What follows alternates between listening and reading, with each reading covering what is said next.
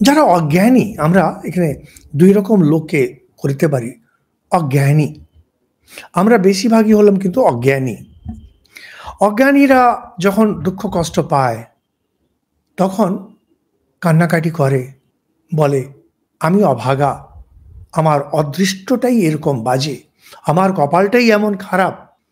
তা নাহলে সমাজকে দোষ দেবে, এই সমাজ আমাকে বড় হতে দিল না, এই সমাজ আমাকে সবসময় কষ্ট দিচ্ছে, এই সমাজ। আপনার আশেপাশে যারা আছে তাদেরকে 10খানা দোষ দেবেন। আর এই দুটো যদি না হয়, আর একটু ভক্ত লোক যদি হয়, সরাসরি ঈশ্বরকে দোষ, ঈশ্বরের বৈষম্য দোষ আছে। ঈশ্বর আমার সঙ্গে করলে, হে ঠাকুর তুমি আমার সঙ্গে এরকম করলে, হে ঠাকুর তোমার এত আমি নাম জপ করি, আমার এই দুরবস্থা কেন? এগুলো হচ্ছে সব অজ্ঞানী, অজ্ঞানী, অজ্ঞানী। এদের এখন অনেক দিন দুঃখ কষ্ট ভোগ করতে হবে। এদিক গেলে ঝাঁটা ছুঁড়ে মারবো, ওই দিক গেলে কাস্তে ছুঁড়ে মারবো, কথামৃতে।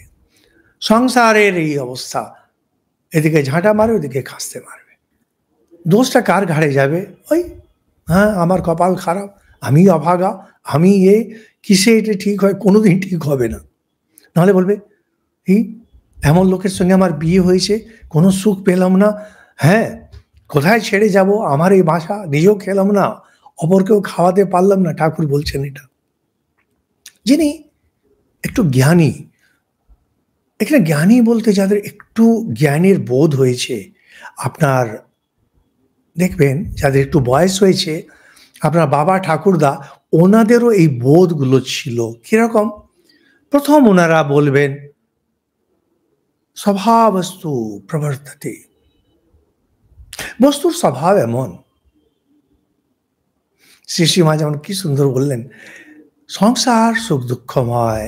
যে জ্ঞানী সে বলবে সংসার সুখ দুঃখময়, সুখ আসবে দুঃখ আসবে, লেগে থাকে।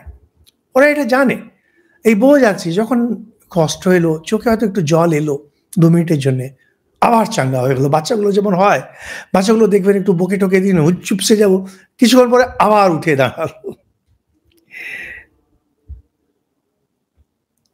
যারা আরেকটু ভালো জ্ঞানী, শাস্ত্র শুনেছেন পড়েছেন, তারা বলেন আমার শুভকর্মের ফল, কিছু সুকৃতি আমার ছিল, কিছু ভালো ছিল, ফল পাচ্ছি।